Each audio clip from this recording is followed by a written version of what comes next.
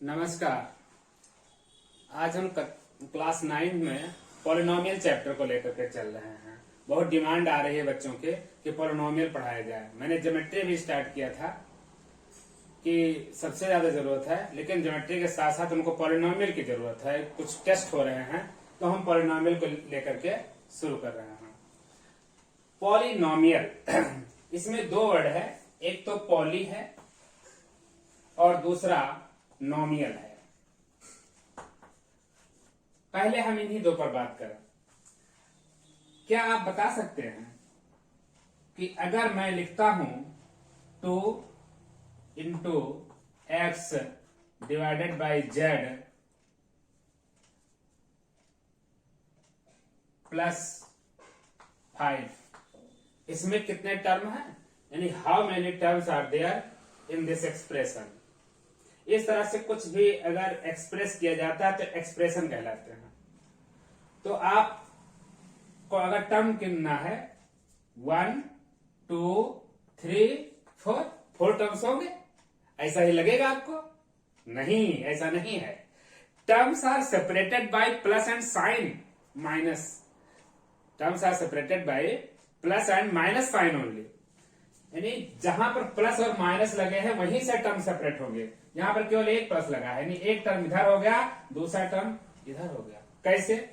देखिए 2 लिखेंगे, इंटू लगाते हैं अलजेब्रा में, x हो गया, divided by Z means upon Z, plus 5। अब आपको दिख रहा है कि एक टर्म ये है, दूसरा टर्म ये है। तो टर्म्स कैसे काउंट करते हैं यह हमने आपको समझाया कि terms are separated by plus and minus sign only, not by multiplied and division sign में। इन दोनों प्लस और माइनस से होगा, डिवीजन और मल्टीप्लीकेशन से टर्म सेपरेट नहीं होते हैं। कोई एक्सप्रेशन क्यों लिखा हमने 2, तो ये केवल कांस्टेंट टर्म है, इसमें वेरिएबल नहीं आया है। हमारे पास जो नंबर्स होती हैं वो दो तरीके की होती हैं, एक होती है कांस्टेंट्स और दूसरी होती हैं variables. Variables are denoted by the letters x, y and z. Usually we denote the variables by the letters x, y and z. लेकिन कांस्टेंट यहां वेरिएबल का मतलब ही है जो वेरी करे। किसी इक्वेशन में आप पाते हैं x plus 5 is equal to 9, यहाँ पर x की वैल्यू 4 आती है। लेकिन किसी में लिख देते हैं x plus y is equal to 8, यहाँ पर x की कुछ भी वैल्यू होगी उसके करस्पॉन्डिंग, अगर x की वैल्यू 1 होगी y की 7 आएगी, 2 होगी तो यहाँ पर 6 आएगी। यानी यहाँ जो चीज हमको मालूम नहीं है, अननोन क्वांटिटी होती हैं, उनके लिए हम ये पैरामीटर्स यूज करते हैं, ये variables x y z use करते हैं। लेकिन कभी ऐसा होता है कि हम लिख दें 4x, यानी ये जो लिखा हुआ है 4, यहां पर तो x की वैल्यू कुछ भी आएगी, 1 भी हो सकता है, -1 हो सकता है, 0 भी हो सकता है, 2 हो सकता है, -2 हो सकता है, 3 हो सकता है, -3 हो सकता है। लेकिन 4 पर भी क्या कभी सोचोगे कि 4 ये कभी 4 भी हो सकता है, तो 3 भी हो सकता है, या 2 भी हो सकता है। 4 अपने आप में 4 ही रहेगा, it can not be changed any how, यानी ये वैल्यू अपनी फिक्स रखता है, ये कांस्टेंट है, ये बदल नहीं सकता है। तो इसमें आता है, यानी जितने नंबर्स होते हैं 1 2 3 4 5 इवन की 0 भी, ये सारे कांस्टेंट में आते हैं। दूसरी बात, जैसे पाई होता है, पाई क्या होता है 22/7 या 3.14, ये भी कांस्टेंट में आता है। कभी भी पाई के लिए आप नहीं सोच सकते अगर हम पाई को 5 मान लें। क्यों मान लें? आपका राज है क्या? पाई ही होगा, 22.7 ही होगा, या डेसिमल में 3.14 ही होगा। तो ये सारे चीजें हम कांस्टेंट में रखते हैं, जिनके लिए कुछ सोचना नहीं है, वो एग्जैक्ट वैल्यू हैं, वो चाहे जहां भी होंगे, एग्जिस्टेंस में होंगे, वो अपनी वैल्यू को मेंटेन करेंगे। लेकिन एक्स वाई एंड जेड, हम जैसे कोई क्वेश्चन लगाते हैं कि किसी ऑब्जेक्ट का सेलिंग प्राइस क्या होगा, तो मान लेते हैं let the selling price of the object is x rupees, y rupees या z रुपीज। तो हम मानते ही हैं, जो भी करते हैं वो वेरिएबल के ही रूप में मानते हैं। लेकिन ये कॉन्स्टेंट्स होते हैं 0 1 2 3 पाई। और हमने 3 लेटर यहां पर बताया। यूजुअली जो और लेटर बचे जैसे small a b c d p q r etc, these letters are also denoted for constants। लेकिन कभी कभी ये चूंकि ये लेटर है, ये भी कुछ भी वैल्यू आ जाती है किसी में भी, तो ये वेरिएबल्स में करते हैं। लेकिन जब हम एक्सप्रेशन की बात करेंगे तो ये एक्स वाई जेड ही वेरिएबल होंगे और ये सारे लेटर्स जो होते हैं ये सब कांस्टेंट में होते हैं। जैसे मैं लिखता हूं a x plus b y plus c, ये लिखा मैंने। यहां पर ए कांस्टेंट होगा, एक्स वेरिएबल होगा, बी कांस्टेंट होगा लेकिन वाई वेरिएबल होगा, और यहां पर सी भी कांस्टेंट होगा। यानी यहां पर एक कांस्टेंट वेरिएबल का मल्टीप्लीकेशन है। तो ये चीज समझनी होगी कि वेरिएबल और कांस्टेंट्स क्या होते हैं। तो यहां पर आपको हमने बताया कि पॉलिनोमियल हम बता रहे थे। अगर नोमियल का मतलब हम समझ पाए तो पॉलिनोमियल समझना आसान हो जाएगा। नोमियल का मतलब होता है टर्म से। किससे? टर्म से। यानी how many terms are there in an expression. अब एक्सप्रेशन की बात आती है, दो बातें होती हैं, एक होती है एक्सप्रेशन और दूसरी होती है इक्वेशन। पहले हम एक्सप्रेशन बताते हैं। कुछ भी चीज हम एक्सप्रेस कर दिए, जैसे अभी हमने लिखा था a x upon y plus z upon c plus b something. ये एक्सप्रेस करने का एक तरीका हो गया, ये एक्सप्रेशन है, ये किसी चीज को डिनोट करता है। मान लेते हैं हम किसी ऑब्जेक्ट की वैल्यू जानना चाहते हैं, तो उसमें एक्स और वाई और जेड वेरिएबल लगे हैं, यानी एक्स और वाई का रेशियो ले लिया जाए, उसमें ए से मल्टीप्लाई किया जाए वो क्वांटिटी, फिर जेड को सी से डिवाइड किया जाए वो क्वांटिटी, और बी एक क्वांटिटी और है। इन तीनों का एडिशन उसके ऑब्जेक्ट के प्राइस के इक्वल है। तो ये इस तरह से एक्सप्रेस किया जाएगा, यानी उसकी प्राइस या इसकी cost is equal to this much. लेकिन हम सिर्फ अगर इतना ही दिखाते हैं तो एक्सप्रेशन है, लेकिन अगर यही चीज किसी के इक्वल टू कर दें, यानी अगर मैं लिख देता हूं a x upon y plus z upon c plus b is equal to किसी के इक्वल, चाहे वो 0 के ही इक्वल कर दे, तो जब यहां पर इक्वल की बात आती है, इक्वल से जब इक्वल लगेगा तो यह इक्वेशन बन जाएगा। इक्वल से ही इक्वेट करना हुआ, यानी इक्वेट से ही वो इक्वेशन बन जाएगा। तो एक्सप्रेशन और नंबर 2 इक्वेशन। तो एक्सप्रेशन और इक्वेशन में यही फर्क है। जब इक्वल ना हो किसी के, सिर्फ एक न्यूमेरिकल वैल्यू हो, तब वो एक्सप्रेशन है। लेकिन अगर उसी को इक्वल टू कर देते हैं समथिंग के, तब वो इक्वेशन बन जाता है। ये बात आप समझ पा रहे होंगे। अब इक्वेशन में भी दो बातें होती हैं, इक्वेशन में भी दो बातें होती हैं, ये भी समझ लीजिए। सारे यहां पर टर्म्स को, कॉन्सेप्ट्स को जानना जरूरी है, फिर उसके बाद में एक्सरसाइज करेंगे। तो एक चीज हमने बताया, एक तो होता है इक्वेशन। इक्वेशन कुछ भी तरीके का हो, जैसे मैंने लिखा x plus y is equal to 9, this is an equation. अब x की डिफरेंट वैल्यूज के लिए y की डिफरेंट वैल्यू आएगी, यानी for the distinct value of x you will find the different या डिस्टिंक्ट वैल्यूज ऑफ y। यानी x और y की वैल्यू श्योर एंड सर्टेन नहीं है, कुछ भी हो सकती है। जब तक दूसरी कंडीशन ना दी जाएगी तब तक इसमें यूनिक सोल्यूशन नहीं मिलने वाला है। लेकिन अगर मैं कहता हूं कि हमारे पास एक इक्वेशन ऐसा है, a plus b whole square is equal to a square plus 2ab plus b square.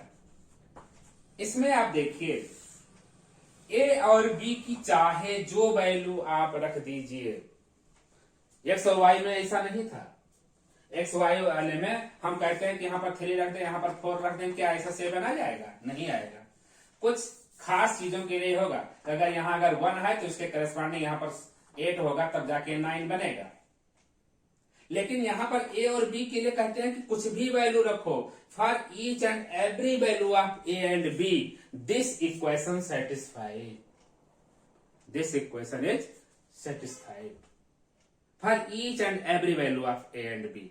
ए और बी की कुछ भी वैल्यू लो, जैसे सपोज करिए हम ए की जगह पर लिखते हैं 3, ए की जगह पर लिखते हैं 3 प्लस बी की जगह लिखते हैं 4 और अब रख देते हैं square is equal to a means आपका वही 3 का स्क्वायर प्लस 2 इंटू 3, बी की जगह पर 4 फिर प्लस 4 का स्क्वायर। देखिए इसको 3 प्लस 4 7, 7 का स्क्वायर इज इक्वल टू 3 का स्क्वायर 9 प्लस 2 3 जा 6 4 जा 24 प्लस 4 4 जा 16, 7 स्क्वायर 49 होता है इज इक्वल टू, इसको ऐड करेंगे तो 24 16 ये हो गया 40 और ये 49 आ गया। इसी तरह से 3 और 4 क्या कुछ भी वैल्यू आप रखोगे for each and every value of a and b this equation is satisfied. In this case the equation is called identity. Identity, इसको आइडेंटिटी कहते हैं। यानी एक तो इक्वेशन होता है और दूसरा आइडेंटिटी होती है। सारे इक्वेशन आइडेंटिटी नहीं बनेंगे। आइडेंटिटी तो इक्वेशन से ही आते हैं, यानी सारे आइडेंटिटी तो इक्वेशन है, लेकिन all the equations are not identity. All the equation are not an identity, ये आप ध्यान रखिएगा। तो what is difference between equation and identity? Equation कुछ भी हो सकता है, उसमें डिस्टिंक्ट वैल्यूज होगी, लेकिन आइडेंटिटी में कुछ भी वैल्यू डालिए, उस वैल्यू के लिए आपका इक्वेशन हमेशा करेक्ट होगा, फिट होगा और सेटिस्फाइड होगा। तो हमारे पास जो भी हम फार्मूला ये रखते हैं, a plus b whole square is equal to square plus 2b plus b square, a minus b whole square is equal to square minus 2b plus b square, a cube minus b cube का factor, a cube minus b cube के जो factor निकालते हैं, या a minus b का whole cube निकालते हैं, a plus b का होल क्यूब निकालते हैं, जितने सब आप पढ़ते हैं वो सब आइडेंटिटीज होती है। और चूंकि अलजेब्रा में चल रहे हैं तो अलजेब्रिक आइडेंटिटीज कहते हैं इनको। क्या कहते हैं? Algebraic identities. तो हमने आपको ये भी बता दिया, आपके बुक में भले ना हो, सिलेबस में भले ना हो, लेकिन आइडेंटिटी नाम तो यूज होता है। तो आइडेंटिटी क्या चीज है, मतलब what is the actual meaning of identity? So I have told you, I have made you understand that what is difference between equation and identity. तो यह जानना बहुत जरूरी था कि इक्वेशन क्या है, आइडेंटिटी क्या है, और यहां पर हमने आपको समझा दिया एक्सप्रेशन क्या होता है और इक्वेशन क्या होता है। इक्वेशन के बाद ही हम इधर आए थे, तो एक्सप्रेशन और इक्वेशन में हम आ गए। अब यहां पर देखने की बात यह है कि जब एक्सप्रेशन मैंने लिखा था, कि एक्सप्रेशन मैंने लिख दिया ax plus b y plus c, तो यहां तो टर्म्स एक ये हो गया, प्लस के बाद ये सेपरेट, दूसरा प्लस आ गया, तो 3 टर्म, तो 3 टर्म हो गए। नंबर ऑफ टर्म्स कितने हैं? नंबर ऑफ टर्म्स 3 है यहां पर। तो पॉली मतलब होता है बहुत सारा, जैसे आपने पढ़ा होगा पॉलीगन, जिसमें बहुत सारी साइड है तो पॉलीगन। आपने पढ़ा होगा पॉलीएस्टर, यानी जब एस्टर्स के मॉलिक्यूल्स बहुत सारे ले आते हैं, उनका जब हम पॉलीमर्स, नाम ही पॉलीमर्स पॉली से आता है। कहते हैं कि हमारे पास कितने कलर के चाक हैं, तो हमारे पास मल्टी कलर चाक हैं, मल्टी। तो इस पॉली का मतलब हम अपने मल्टी से ले सकते हैं, और ले क्या सकते हैं, वही होता है। यानी पॉली का मतलब मल्टी, लेकिन मैथमेटिक्स में हम पॉली लगाया करेंगे। तो जैसे पॉलीमर सुना होगा, पॉलीथीन, पॉलीथीन जिसमें हम सामान भरते हैं, वो एथीन के पॉलीमर्स हैं बहुत सारे। यानी 1 लाख मॉलिक्यूल्स को हम अगर एक्यूमुलेट करते हैं जब एथीन के, तो पॉलीथीन बनकर तैयार होता है। पॉलिएस्टर कपड़ा आपने देखा होगा, पॉलिएस्टर कपड़ा होता है। और इसी तरीके से पॉलिनोमियल होता है। तो पॉली मतलब ढेर सारा हो गया, जैसे हम पॉलिनोमियल में देखते हैं 10 साइड का पॉलीगन होता है, 11 साइड का होगा, 12 साइड का होगा। तो हम अब यहां पर देख रहे हैं कि इसमें 3 टर्म है, हो सकता है उसमें एक ही टर्म हो, जैसे मान लेते हैं केवल x लिखा है, केवल एक ही टर्म है। x प्लस वाई लिखा है, अब इसमें 2 टर्म हो गया। x plus y plus z लिखा है, इसमें 3 टर्म हो गया। अब इसके साथ न्यूमेरिकल भी मल्टीप्लाई लगे हुए, जैसे देखो x, तो इसमें भी 3 टर्म हो गया।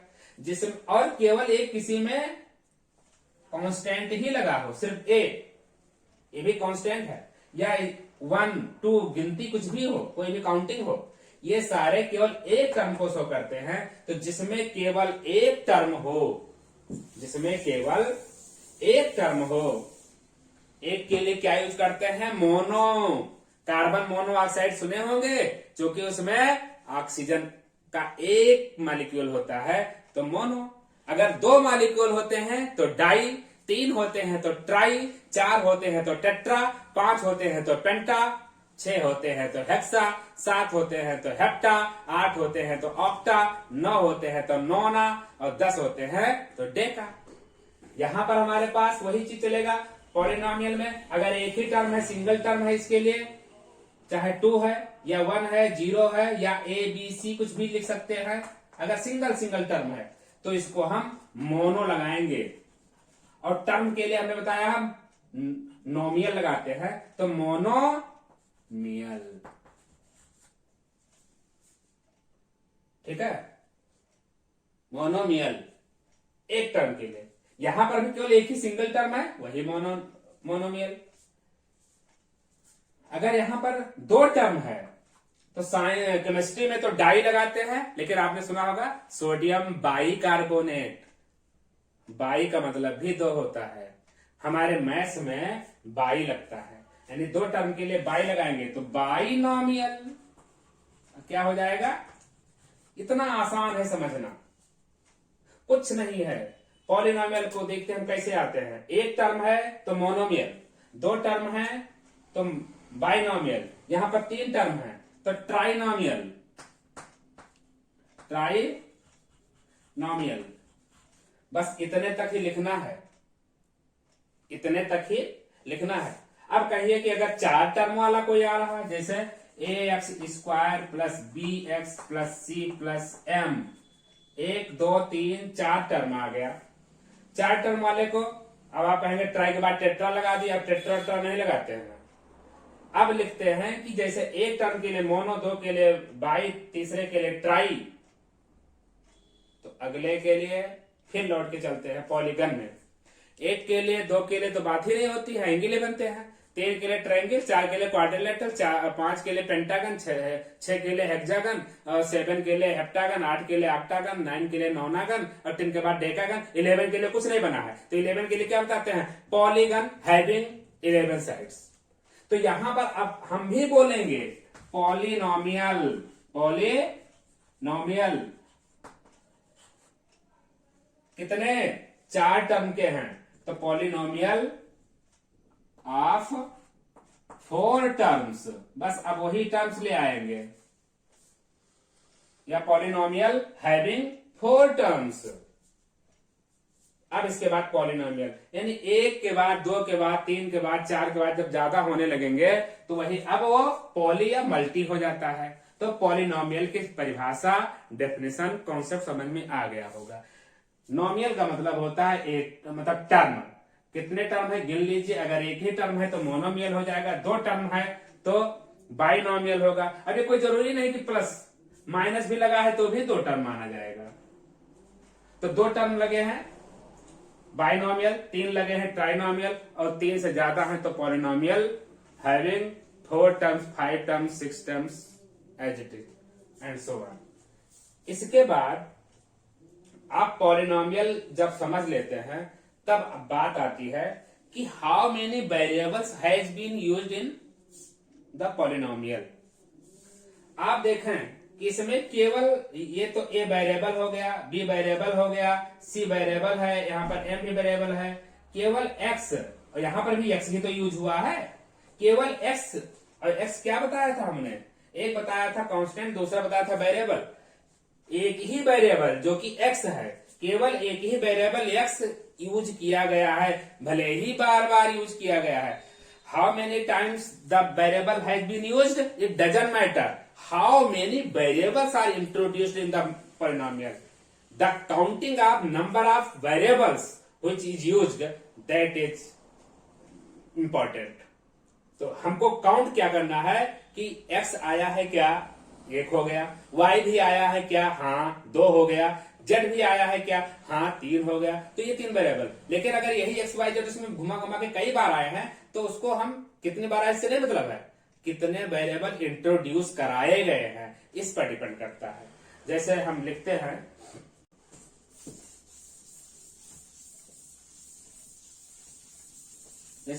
हैं two h x y plus b y square plus 2gx plus 2fy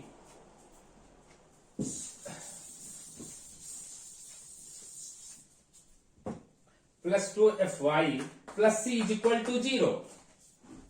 अब जरा इसके बारे में हमको प्रेडिक्शन करना है कि यह है क्या।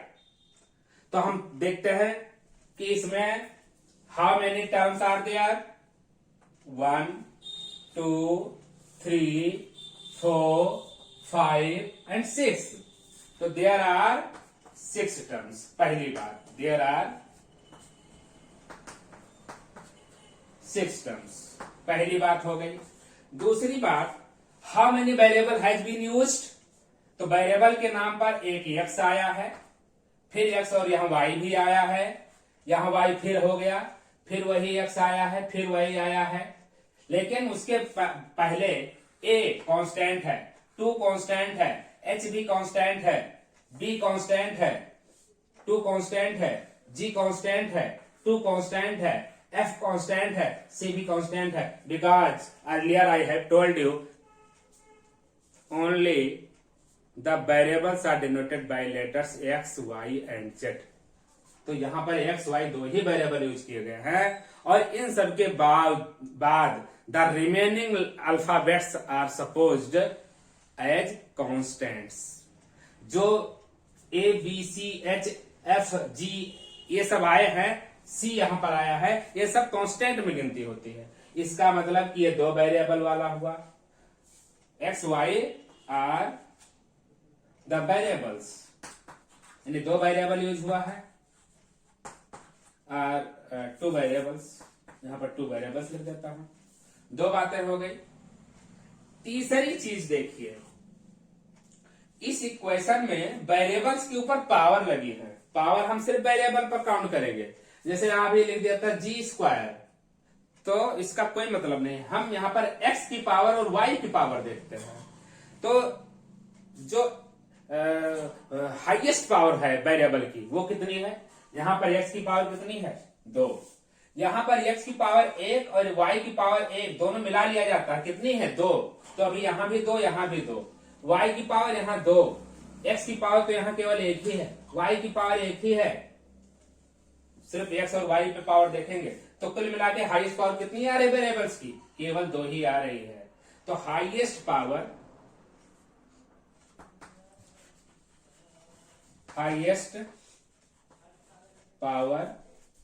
Of the expression is 2। ये 3 चीजें हम निकाल के रखें। अब देखिए, जो हाईएस्ट पावर होती है, इस हाईएस्ट पावर को हम डिग्री ऑफ पॉलिनोमियल कहते हैं। डिग्री ऑफ पॉलिनोमियल कहते हैं। Highest power of the expression को हम डिग्री ऑफ पॉलिनोमियल कहते हैं। तो यहां पर अब इस इक्वेशन को हम नाम दें कि ये क्या होगा। तो यहां इज इक्वल टू 0 लिख दिया था तो इक्वेशन हो गया। हम इसको हटा देते हैं जिससे कि एक्सप्रेशन ही बना रहा है।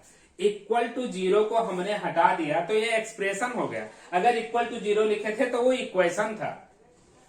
तो इसी को अब ये पॉलिनोमियल बना हुआ है। तो पॉलिनोमियल के लिए हम p से डिनोट करते हैं x और यहां पर इक्वल लगा देते हैं या नोटेशन के लिए दिखा देते हैं कि इसको हम px से शो कर रहे हैं। तो अभी हम इक्वल ना लगा रहे तो आप तो यही कहोगे कि इक्वेशन है।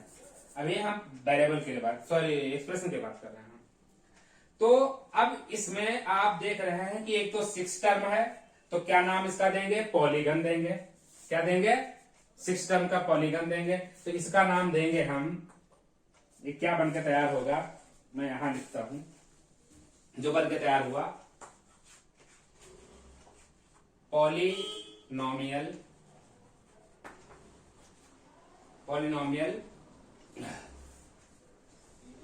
और कितने वेरिएबल यूज हुए हैं, 2 वेरिएबल। पॉलिनोमियल इन 2 वेरिएबल्स, ये लिख देते हैं 2 variables having 6 terms, having 6 terms of order, कितना ऑर्डर निकालता है? 2, ऑफ ऑर्डर 2। यह बात हुई, यानी कि यह इक्वेशन हमारा पॉलिनोमियल है, 2 वेरिएबल में, सिंगल वेरिएबल में नहीं है। 2 वेरिएबल एक्स और वाई यूज हुआ है, जिसमें 6 टर्म है और ऑर्डर 2 है। तो एक साथ इसका नाम दिया कि polynomial in 2 variables having 6 terms of order 2। कोई दिक्कत होनी नहीं चाहिए। अब हम इसी तरीके से एक इक्वेशन और लेते हैं, ये अच्छे से समझ गए होंगे। वीडियो आप रोक रोक करके, पाज करके, आगे पीछे करके इस लाइन को आप नोट जरूर कर लीजिएगा। मैंने बहुत अच्छे से बताने की कोशिश की है। अगर ये चीज क्लियर हो गया तो उसमें पूछा जाता है कि कौन सा एक्सप्रेशन पॉलिनोमियल है कि नहीं है तो कितने टर्म वाला है तो उसका ऑर्डर क्या होगा। अब आती है बात कि पॉलिनोमियल होते कौन है कि नहीं। एक एग्जांपल और ले लेता हूं, फिर बताता हूं पॉलिनोमियल के और बारे में। एक एग्जांपल लेता हूं कि हमारे पास सिर्फ इतना लिखा है ax² plus bx plus c। इसके बारे में क्या लिखोगे? कितने टर्म है? 3 टर्म है, तो ट्राइनोमियल लिखेंगे। क्या लिखेंगे?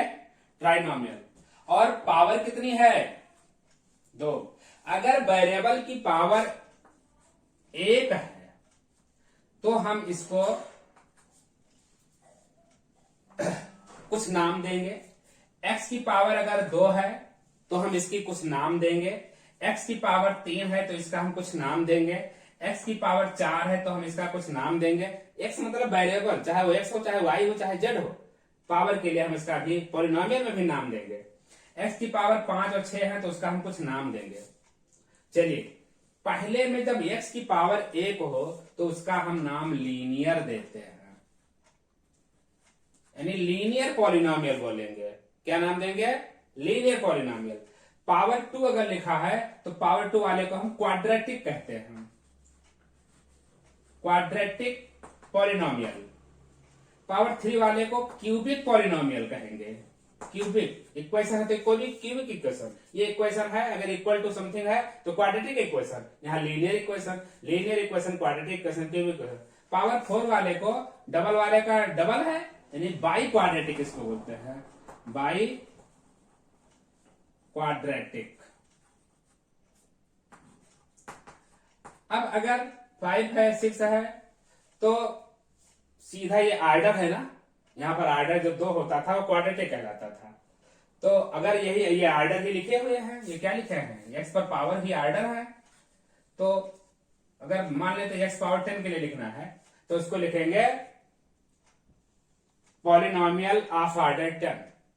तब ये बाई क्वाड्रेटिक, क्यूबिक, क्वाड्रेटिक, ये सिर्फ 4 के लिए ही यूज करने वाले हैं, बाकी तो पॉलिनोमियल हैविंग ऑर्डर 10, सिर्फ ये नाम देना है। तो इस वाले में देखिए पावर 2 लगा हुआ है हाईएस्ट, तो क्या नाम देंगे? क्वाड्रेटिक देंगे पावर 2 वाले के लिए, क्वाड्रेटिक। और चूंकि इक्वल टू नहीं है, ये एक्सप्रेशन है तो क्वाड्रेटिक एक्सप्रेशन, और ये पॉलिनोमियल है। अभी एक और पहचान बतानी जरूरी है जो एग्जाम में आपके लिए पूछा जाता है। क्वाड्रेटिक पॉलिनोमियल कितने वेरिएबल हैं? केवल x ही यूज हुआ, केवल एक variable has been used, only one variable has been used in this expression, that is x। तो quadratic polynomial in one variable, in one variable. और एक चीज देखिए, पॉलिनोमियल के लिखो 1 2 3 टर्म है तो हम ट्राइनोमियल लिख दूं यहां पर, एक साथ सब बातें हो जाएंगी। ट्राइनोमियल यानी एक क्वाड्रेटिक ट्राइनोमियल इन वन वेरिएबल लिखा हुआ है। इसी तरह से अगर हम यूज कर देते ax² plus 2hxy plus by², यहां पर 1 टर्म, 2 टर्म, 3 टर्म, तो और पावर हमेशा 2 ही 2 है सबकी, तो क्वाड्रेटिक ट्राइनोमियल इन 2 वेरिएबल हो जाता है। इसी में सुधार करिए, क्वाड्रेटिक ट्राइनोमियल 3 टर्म है in 2 variable because x and y are 2 variables in this expression. तो ये इस तरह से हमने आपको बताया कि डिग्री क्या होती है, किसी एक्सप्रेशन को हम नाम क्या देते हैं। अब एक बहुत बड़ी शर्त आती है कि किन किन दशाओं में ये सब होते हुए भी एक्सप्रेशन तो सारे के सारे होंगे, लेकिन क्या सारे एक्सप्रेशन पॉलिनोमियल कहलाते हैं या सारे एक्सप्रेशन पॉलिनोमियल होते हैं, यह बताना जरूरी है और यही आपके लिए मेन है। अब आते हैं बात कि पॉलिनोमियल एक्चुअली होते कौन कौन से हैं। तो मैं इस सबको फिर से मिटा देता हूं और फिर से पॉलिनोमियल पर पहुंचता हूं। हमने बताया कि जब कोई इक्वेशन इस तरह से हो, जैसे बी वाई स्क्वायर प्लस सी वाई प्लस एम दिया गया है। वेरिएबल ये है, वेरिएबल की पावर यहां पर 2 है, यहां पर 1 है। जो वेरिएबल की पावर्स है, जिसे हम डिग्री देखेंगे, लेकिन हाईएस्ट पावर में डिग्री कहते हैं, हमें यहां सारी पावर्स देखनी है। जो वेरिएबल्स की पावर होती है, वेरिएबल्स पावर शुड बी यही ध्यान है, क्या होना चाहिए, अ नेचुरल नंबर।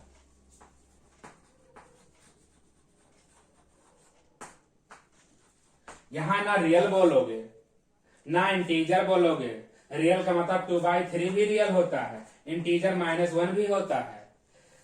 इसका मतलब हुआ कि जो पावर है नेचुरल नंबर, मतलब ये हुआ इसमें 3 चीजें समाहित हैं। पहला कि वो सारी की सारी पॉजिटिव होंगी, कोई भी पावर नेगेटिव में होगी तो वो पॉलिनोमियल नहीं हो सकता है। जैसे ax² plus bx⁻1 plus c, power -1 लग गया है, ये पॉलिनोमियल नहीं है। तो नेचुरल नंबर होने मतलब है कि वो पॉजिटिव होना चाहिए। दूसरा, इंटीग्रल वैल्यू होनी चाहिए। इंटीग्रल यानी कि अगर हम लिख देते हैं ax⁻2/3 plus bx plus c, तो यहां पर जो पावर फ्रैक्शनल आ गई है, इंटीग्रल नहीं है, इसके नाते ये पॉलिनोमियल नहीं होने पाएगा। इसका मतलब कि to be an expression, to be a polynomial, the parts of the variable should be a natural number। Natural number में 0 भी शामिल होता है। अगर x का पावर 0 कर देते हैं तो इक्वल टू 1 होता है, फिनिश नहीं होता, 0 नहीं होता, वाइनिश नहीं होता है। इसलिए नेचुरल नंबर लिखना उचित है कि पावर 0 भी रखोगे, पावर 1 2 3 होता जाएगा, -1 नहीं हो सकता, -2 नहीं हो सकता है। दूसरी बात, कभी कभी आपके लिए आ जाएगा कि ax³ प्लस b/y या b/x m प्लस c। अब यहां पर अपान में x आ गया, आप कहेंगे यहां तो पावर है, लेकिन हम डिनोमिनेटर से सारी चीजें निकाल के ऊपर ले जाएंगे। ये लिखेंगे ax³ प्लस bm और x ले जाएंगे तो x⁻1 हो गया प्लस c, x⁻1, यानी डिनोमिनेटर में कोई वेरिएबल नहीं रखेंगे, इसको हम अपलिफ्ट कराएंगे, न्यूमरेटर में लेकर जाएंगे और वहां पावर देखेंगे क्या वो पावर नेचुरल नंबर है। अगर वो पावर नेचुरल नंबर है तो पॉलिनोमियल होगा, और यहाँ इस दशा में पूरा ही पॉलिनोमियल नहीं हो सकता है। मैंने क्रॉस कर दिया, यानी पॉलिनोमियल नहीं है। इसका मतलब कि मैं अगर लिखता हूं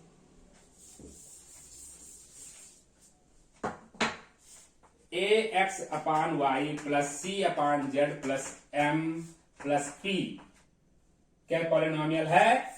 नहीं है। क्यों? ax लिखेंगे, y की पावर -1 लिखेंगे, प्लस c लिखेंगे, z पावर -1 लिखेंगे। हम यहाँ पर पावर c/z² लिख देते हैं तो c पर z पावर -2 हो जाता, प्लस m प्लस p लिख देता हूं आगे। Is not a polynomial, is not a polynomial. तो आपके लिए जरूरी यह चीज था कि पॉलिनोमियल होते क्या हैं। सिर्फ पॉलिनोमियल के लिए बताना तो इतना ही था केवल, कि अगर पावर नेगेटिव में आ गई या अपान में है यहाँ पर या फ्रैक्शनल है तो वो पॉलिनोमियल नहीं होगा, यानी नेचुरल नंबर होना चाहिए। सिर्फ इतने बताने के लिए हमको इतनी बड़ी भूमिका बनानी पड़ी कि सबसे पहले नंबर्स कितने होते हैं, दो टाइप के, एक वेरिएबल्स होते हैं, दूसरा कांस्टेंट होते हैं। तो हमने ये बता दिया कि how can you trace that the given number are constant और आइदर कांस्टेंट और वेरिएबल। दूसरी बात बताई कि what is difference between expression and equation. Expression और इक्वेशन जो समझ गए, तब फिर इक्वेशन में हमने दो खंड बताया कि सभी इक्वेशन का एक पार्ट निकल के आता है आइडेंटिटी। सभी इक्वेशन तो आइडेंटिटी नहीं बनेंगे, लेकिन जो आइडेंटिटी आएगी वो इक्वेशन से ही आती है, यानी all the identities are equation, वो तो सही है, लेकिन all the equations are not identities. तो आइडेंटिटी और इक्वेशन हमने बताया। उसके बाद में नंबर ऑफ टर्म्स बताया कि मोनोमियल क्या होते हैं, बाइनोमियल क्या होते हैं, ट्राइनोमियल क्या होते हैं, और इसी तरह से पॉलिनोमियल बोलेंगे हैविंग एन टर्म्स। उसके बाद में ये बताया ऑर्डर पर, अगर वेरिएबल का पावर 1 है, वेरिएबल में x हो चाहे y हो चाहे z हो, अगर पावर 1 है तो उसको लीनियर कहते हैं। अब ये भी बात आती है कि लीनियर क्यों कहते हैं। जैसे मैंने कहा कि 3x plus 4y is equal to 7, ये हमारे पास एक लीनियर इक्वेशन है, चूंकि इक्वेशन में इक्वल लगा है, 7 के इक्वल है तो इक्वेशन हो गया। और x और y की पावर चूंकि 1 है, पावर 1 वाले को लीनियर, 2 वाले को क्वाड्रेटिक, 3 वाले को, पावर 3 वाले को क्यूबिक, 4 वाले को बाई क्वाड्रेटिक, और इसकी ज्यादा जब जाएंगे तो ऑफ ऑर्डर n, यानी कि of order 3, order 4, order 5, order 6 करते चले जाते हैं। लेकिन यहां पर पावर 1 है तो इसको कहते हैं लीनियर। क्यों लीनियर कहते हैं, यह बात समझने की है। आपने 6th-7th में ही देखा होगा कि इसका ग्राफ खींचा जाए, 3x प्लस 4y आपको ग्राफ खींचा होगा, आपने ऐसे बनाया होगा, एक बॉक्स बनाया 3x प्लस 4y के लिए कि अगर मैं एक बार x इज इक्वल टू 1 लिख दूं, x इज इक्वल टू 1 लिख दूं तो यहां पर 3 आ जाएगा, 3 निकाल देंगे तो y भी 4 1 जा 4 1 हो जाएगा, यानी यहां x लिख दूं उसके करस्पॉन्डिंग वैल्यू y। अगर यहां 1 लिख देता हूं तो y भी 1 आ जाएगा। अगर मैं x इज इक्वल टू -3 लिख देता हूं, -3, तो x इज इक्वल टू -3 रखने पर ये -9 हुआ, और यहां जब आएगा +9, 9 7 16 हो जाएगा, 4 4 जा 16, y की वैल्यू 4 आ जाएगी, y की वैल्यू 4 आ जाएगी। इन्हीं से हम ग्राफ प्लॉट करें तो 1 1, x पर 1 यहां होगा और y पर 1 यहां होगा, इन दोनों का क्रॉस पॉइंट आएगा, ये पॉइंट, ये है 1 1। दूसरा होगा -3, x पर -3 इधर आना पड़ेगा, मान लेते -3 यहां पर है, और y4 चले आइए यहां कहीं होगा, यहां मान लेते हैं 4, तो इन दोनों का क्रॉस पॉइंट यहां पर 4 होगा, यानी ये पॉइंट होगा -3, 4। इन दोनों पॉइंट से मिला दीजिए। आप चाहे और पॉइंट ले सकते थे, वो ओवरलाइट इसी पर क्या कहते हैं, लाई करते चले जाएंगे, यानी कि एक लाइन ड्रॉ होती है। मतलब क्या हुआ, with the help of given this equation we can draw a line, we can plot a line on the graph paper. This implies this represents an equation of a line. That's why this type of equation is called linear. Line से ही linear, अब वो liner पढ़ना चाहिए था लेकिन उसको pronunciation में linear कह देते हैं। लाइन से ही लीनियर है ये, लाइन से लाइनर है ये, लाइनर, लेकिन लीनियर बोलते हैं बोलने में, और लाइनर बोलेंगे तो पता नहीं क्या क्या होने लगे, लेकिन ये लीनियर है, लीनियर इक्वेशन। चूंकि लीनियर इक्वेशन से हम एक लाइन प्लॉट कर लेते हैं, इसलिए लीनियर इक्वेशन। तो मैंने बताया कि जब वेरिएबल का पावर 1 हो तो उसको कहेंगे हम लीनियर, वेरिएबल का पावर 2 हो तो उसको हम कहेंगे क्वाड्रेटिक, वेरिएबल का पावर 3 हो तो क्यूबिक, और वेरिएबल का पावर 4 हो तो बाई क्वाड्रेटिक। और इसके बाद में फिर बताया कि पॉलिनोमियल कौन कौन से होते हैं। तो वेरिएबल्स की जो पावर है वो ना तो फ्रैक्शन होनी चाहिए, ना वो नेगेटिव होनी चाहिए, यानी कि वो पॉजिटिव होनी चाहिए और इंटीग्रल होनी चाहिए। मीन्स नेचुरल नंबर होनी चाहिए, तो पॉलिनोमियल की पहचान हो जाती है। आज के लिए इतना ही। पॉलिनोमियल का पूरा कॉन्सेप्ट समझा दिया। इसमें जो भी प्रॉब्लम होगी फिर से आप हमसे पूछ सकते हैं, हम उसको और अच्छे से क्लियर करने की कोशिश करेंगे।